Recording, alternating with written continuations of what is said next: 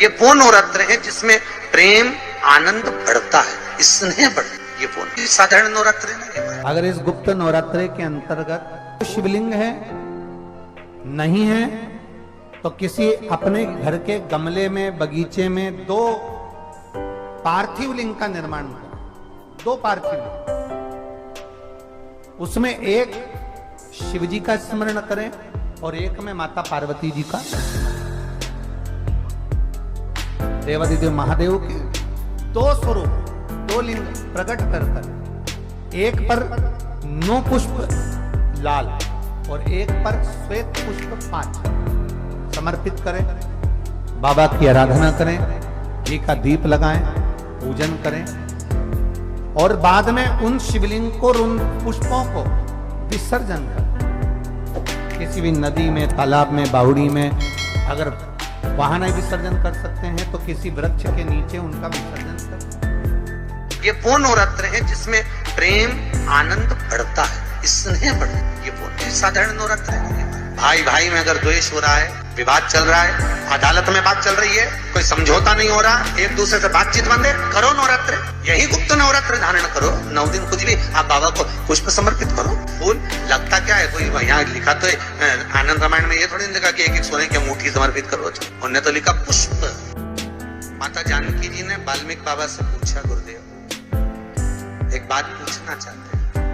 बोलिए क्या है बात? ये पूछना चाहते हैं गुरुदेव, मेरे प्रभु को देखे हुए बहुत समय हो गया, मेरे बच्चे भी मेरे पति को, मेरे प्रभु को नहीं देख पाए। गुरुदेव अगर कोई पूजन ऐसी होती हो जिस पूजन से मेरा पति का मुझे दर्शन हो जाए या मेरा पति मुझे मिल जाए, एक बार उनका दीदार हो जाए, जो मुझे देखे नहीं है बहुत दिनों से, ना मैंने उनको देखा है, एक बार दीदार हो जाए, एक बार वापस मिलन हो जाए। जिस व्यक्ति का कोई कार्य सिद्ध नहीं हो रहा है, कोई कार्य अटक गया है, मिलन नहीं हो रहा है, कोई अदालत तक में बात पहुंच गई है और मालूम पड़े संबंध टूटने वाला है, लग रहा है कि ये ससुराल वाले नहीं रख रहे, या लग रहा है कि ये संबंध हमारा खराब होने वाला है, उस व्यक्ति को ये व्रत 9 दिन के धारण कर लेना चाहिए, जो माता जानकी जी ने वाल्मीकि बाबा से पूछ कर करा था, जो माता सीता जी ने वाल्मीकि बाबा से पूछ कर करा था। तो वाल्मीकि बाबा ने कहा, जानकी अरे सीते सुनो, एक व्रत है, एक उपवास है, एक व्रत है, एक साधना है, अगर वो तुम कर लोगी 9 दिन तक तो ये पक्का है कि तुम्हारे पति के दर्शन तुम्हें हो जाएगा, तुम्हारे पुत्रों को भी तुम्हारे पति का दर्शन, उनके पिता का दर्शन। ठीक है, क्या उपाय? कहा शिव मंदिर में जाइए, पहले दिन 9 फूल कमल के हो, जो मिल जाए, परंतु एक जैसे फूल होना चाहिए। ये नहीं कि आज तुमने गुलाब का चढ़ाया, कल कमल का चढ़ा दिया, परसों गेंदा का चढ़ा दिया, नरसों चमेली का चढ़ा दिया, फिर रात रानी का चढ़ा दिया, ऐसे फूल ना चढ़ाए। एक जैसे फूल 9 दिवस तक। सीते, हे जानकी, हे पुत्री, शिव मंदिर में जाकर अपने पति का स्मरण कर कर, कार्य का स्मरण कर कर 9 फूल प्रथम दिन घी का दिया लगाकर आप भगवान शंकर को कामना कर कर समर्पित करती हो। दूसरे दिन वही फूल दुगने हो जाना चाहिए 18। तीसरे दिन फिर 9 जोड़ लो 27, फिर 9 जोड़ लो, फिर 9 जोड़ लो, जोड़ते जोड़ते 90 दिन 81, कितने हो गए? ऐसे पुष्प शंकर भगवान को समर्पित करना। 10वां दिन होगा, पुत्री शिव कृपा करेंगे और तुम्हें अपने पति का दर्शन जरूर होगा। कर सकती हो? सीता जी बोली, कर तो लूंगी, पर दिक्कत है क्या, इतने में फूल चढ़ाऊं और फूल नहीं मिले तो इतने में वहीं पर लव खड़ा हुआ था,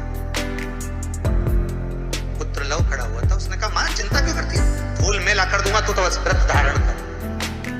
यही गुप्त नवरात्रि का व्रत, इसी आषाढ़ी नवरात्रि का व्रत मां जानकी ने करना प्रारंभ करा और पुष्प लाने के लिए जब जाता, पहले 9 फूल तो आश्रम में मिल गए, दूसरे 27 फूल 18 फूल भी आश्रम में मिल गए। धीरे धीरे धीरे धीरे जब 5 दिन हो गए, पुष्प की संख्या कम पड़ने लगी, तो लोग मालूम पड़ा कि मेरी माता को पूजन करने में दिक्कत हो रही है, पुष्प नहीं मिल रहा है। चिंता मत करना, अब तो कहीं से भी ला कर दूंगा तो दूंगा। और गया आलम,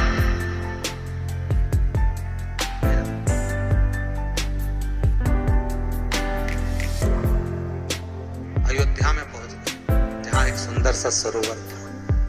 सरोवर के दरवाजे पर द्वारपाल खड़े हुए थे, अंदर नहीं जाने दिया। मुझे जाने दो, मुझे पुष्प चाहिए, मेरी माता पूजन कर रही। द्वारपालों ने पकड़ना चाहा, मना करा, नहीं माना। लव इनको पटक कर अंदर प्रवेश कर गया, फूल लेकर आया, माता को दिया। धीरे धीरे पुष्प आते रहे, चलता रहा। खबर पहुंच गई श्री राम जी महाराज के पास में कि कोई वाल्मीकि बाबा का शिष्य आता है और सरोवर के सारे कमल के फूल तोड़कर ले जाता है। बड़ा उत्तंड है, सैनिकों को मार देता है। सैनिक वो पड़े दूरों। राम जी को सूचना मिली, आज 9वां दिन था, माता जानकी इंतजार कर रही है पुष्प आए। इतने में चारों तरफ सेना को लगा दिया गया कि आज सरोवर का एक पुष्प नहीं जाना चाहिए, और लव का युद्ध प्रारंभ हो गया उस अयोध्या के सरोवर पर। अंत में सबको पटक कर लव 81 फूल लेकर पहुंचे और मां से कहा, मां आज आखिरी का दिन है, शिव को रिझा ले। और माता ने शंकर भगवान को फूल चढ़ाया। 10वें दिन सूचना आ गई वाल्मीकि बाबा के पास में, तुम्हारा कोई शिष्य है लव, बड़ा उद्दंडी है, या तो उसको लेकर आओ, नहीं तो हमारी सेना उसको पकड़ने के लिए आ रही है। और किस माता का पुत्र है उस माता को भी लेकर आना, और किस भाई का भाई है उसको भी लेकर आना। और गुरुदेव आपने बालक को क्या सिखाया कि वो युद्धंता कर रहा, आप भी आना, नहीं तो हम सेना लेकर। वाल्मीकि बाबा ने लिखकर पहुंचा दिया, चिंता मत करो, हम पूरे ही आएंगे। वाल्मीकि बाबा को तो मालूम था व्रत पूरा हो चुका है, तो दर्शन तो होना ही है, भले कैसे भी हो, भले लड़ाई से हो, विवाद से हो, पर खबर तो आ गई ना, समझौता की कड़ी तो जुड़ गई ना।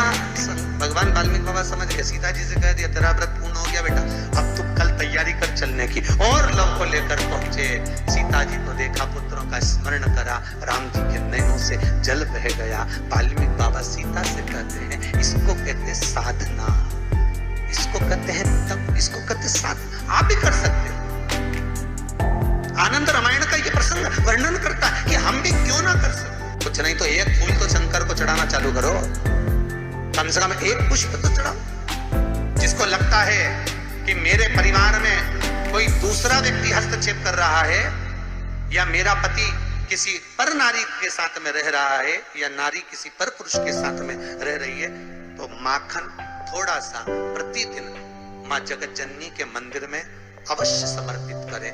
9 दिन तक समर्पित करोगे, कैसा भी दोष होगा, कैसे भी ग्रह होंगे, वो सब हट जाएंगे और जीव आपका हो। ये वो नवरात्र है जिसमें प्रेम आनंद बढ़ता है, स्नेह बढ़ता है। ये वो कोई साधारण नवरात्र नहीं है। भाई भाई में अगर द्वेष हो रहा है, विवाद चल रहा है, अदालत में बात चल रही है, कोई समझौता नहीं हो रहा, एक दूसरे से बातचीत बंद है, करो नवरात्र, यही गुप्त नवरात्र धारण करो। 9 दिन कुछ भी आप बाबा को पुष्प समर्पित करो। फूल लगता क्या है, कोई यहाँ लिखा तो है आनंद रामायण में, ये थोड़ी लिखा कि एक सोने की अंगूठी समर्पित करो।